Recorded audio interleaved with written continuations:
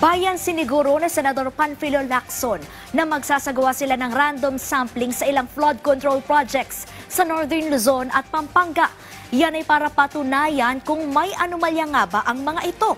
Samantala, nakatatanggap na rin ng ulat ang ilang senador, kaya masusundan pa umano ang investigasyon ng Blue Ribbon Committee ukol dito.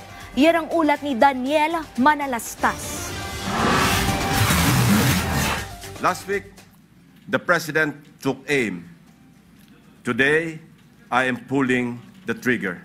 Matapos ang pasabog na privilege speech ni Senador Panfilo Lacson nitong nagdaang linggo hinggil sa mga umano'y maanumalyang flood control projects, posible pa raw yan masundan. Sabi ng senador, ito ay kung may matutuklasan silang bagong modus.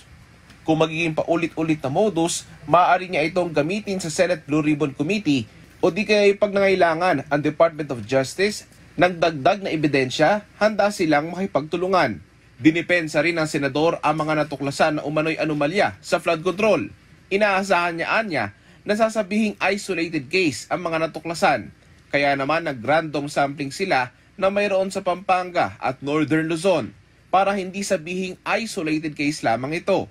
May ginagawang investigasyon ngayon ang Senate Blue Ribbon Committee hinggil sa umano'y mga anomalya sa flood control. At tingin ni Senate President Pro Tempore Jinggoy Estrada, siguro magtatagal pa yung investigation sa committee. Hindi lang siguro dalawa, siguro abot po. Para umabot pa rin sa hearing yan. Sa dami o sa lawak ng scope ng mga anomalies. Sabi naman ni Senate Majority Leader Joel Villanueva, may mga natatanggap siyang ulat ng mga palpak na flood control projects pati na umano'y ghost projects sa Bulacan at bagay na kanya na ring sinisiyasat. Mahalagang mabigyan niya ng sagot ang ating mga kababayan at mapanagot ang mga may kinalaman sa problema sa baha. Gusto namang maimbestigahan ni Senador Erwin Tulfo ang mga ulat na may isang commissioner sa Commission on Audit na asawa umano ay isang kontraktor. Ayon kay Tulfo, conflict of interest ito at hindi magandang pakinggan.